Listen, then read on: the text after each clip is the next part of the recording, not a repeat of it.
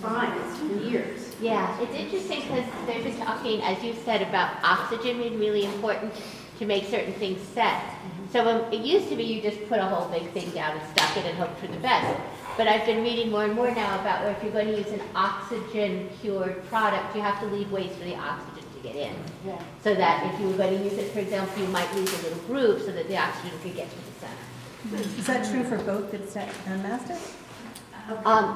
If it's a chemical-based thing, you don't need to worry about it. Thin set is chemical. Thin set is And the chemical-based, mastic is, yeah. okay. So it's a chemical reaction. Right. So a lot of times that fails if you grout too quickly and the mastic is not dry, it will never drop. In which product?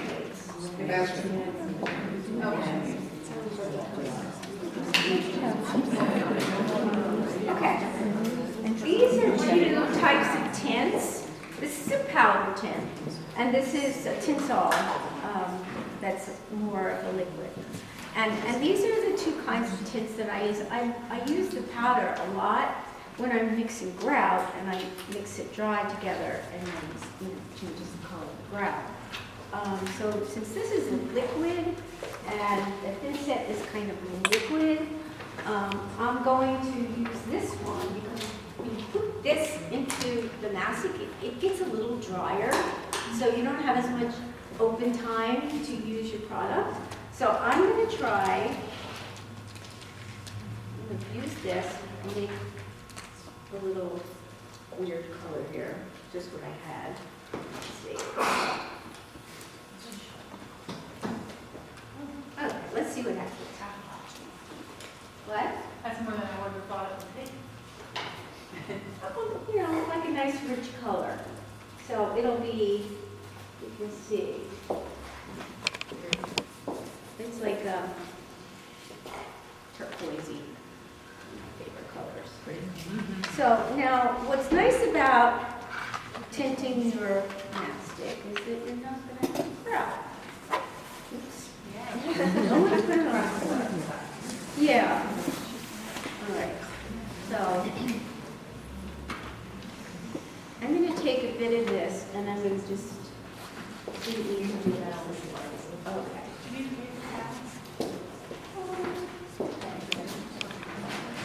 Now I'm going to put on some gloves before I get any dirtier.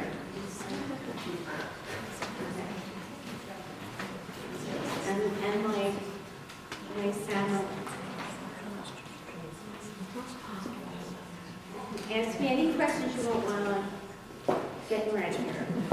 Do you ever use acrylic paint to tint it? Yes, but I prefer to use the tint because I think you need a lot more paint and it changes the chemistry. So I don't know that it's the best idea, but you can. Yeah. It's not. So you know how with powdered tints, it tells you can only use a certain amount before it disturbs the integrity of the product. Is it the same with the liquid? Is there a limit to how much you can use? This is so, you saw I did a squirt in here. This is so much more potent, I think. The powder, I don't really think it compromises it that much. You mix it beforehand. Like when I take dry grout, I'll use the dry colorant, and there's a lot of pigment in here. So you really don't need that much to change the color. So I don't really think it compromises. It's meant to do that. That's what it's meant for, things like that. All right, so I'm going to take this flat surface, and I'm going to just, this is real quick, easy. Don't worry about it too much. So you don't necessarily have to treat the glue or anything. Well, if you want to, you can, it's nice to scratch up your surface a little bit beforehand and give it some, some to stick into. Yes, you can sand it, you can, it's always nice to do that before you. Now, quick question. Yeah. When you bought pocket, would you seal in the wood, or would you just glue and water to seal it? If you wanted to seal it with a little water, that's fine, but I don't always seal my things before I start. I don't know. Is that a no-no? It depends on the All right, now, I brought some of these little things from home just to show you. You know, you can just set it in there. Okay, that's it. I'll just put a few more of these little things on here just so you can see. Okay. So you're putting a lot of stuff on there. Yes, I am, because look at the curve of this. Okay. You want it to, So you want to fill you it. want to fill it up.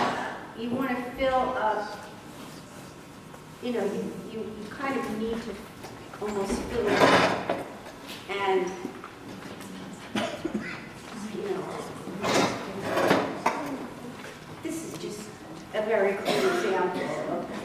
So the mastic is the grout, so you're not going to grout this afterwards, gonna right? grout About this. this, okay. And, you know, while you're at it, if there's something really interesting that you know, if you have like a little flower, or you have, you know, a glass bead or something that you want to add in, feel free. Let's see what happens with this one. Break it. You never know.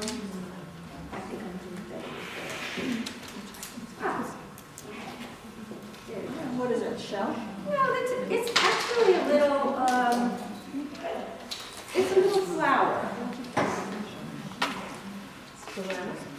Yeah, a little ceramic flower.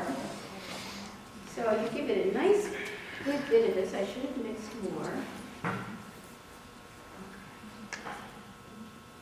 And, you know, say you would set it in here. Now, if I was home with all my goodies, I probably would, you know, stick some interesting things in there too. But this is a basic pique assiente type of process. Can you hold it up? Pique assiente.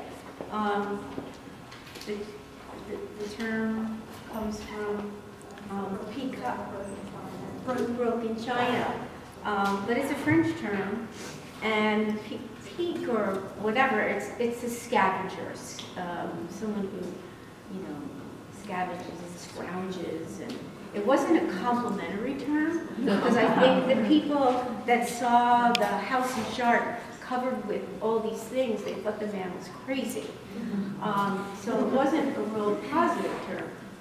They also said maybe it was also Picasso of plates. Because Picasso's art was so, you know, cubist and unusual for the times too. And a lot of people didn't really care for Picasso at the beginning because they thought he was a crazy man. So they thought that was just crazy.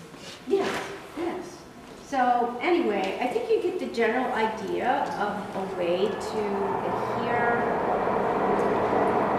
China to place. When the China has a lot of curve, now, when the China is flat,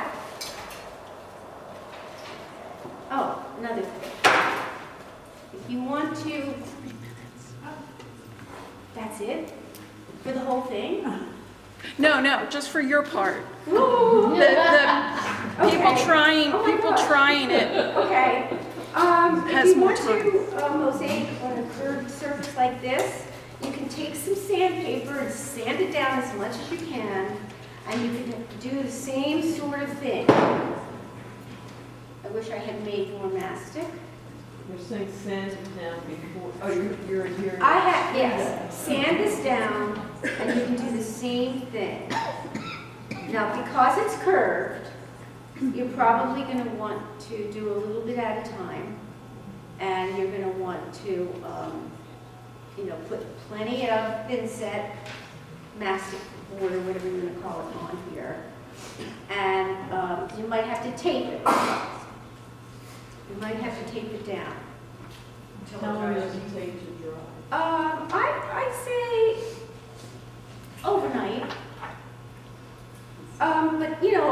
start having this upward, they might tip off. But you can just set them in like this. Of course, you know, it would be much neater if, you know, I wouldn't leave all that on there. I would clean it off. But I'm trying to do this really fast. What? So does the grout come level with the tile, not the thin set? Well, if you don't want to grout, you put it on plenty of it, let it ooze through, okay? If you plan on grouting, then if you say you plan on grouting, and you're going to be using a flat tile, which is, Carl, you've got me nervous now. Sorry. I'm not going to get all my information. Now, there's going to be time during the break for them to try all this. Right. You know. Okay. I'm going to take these gloves off because they're a lot. All right. Now, if you have a piece that's flat and you would like to, I would spread the inset much more evenly across it.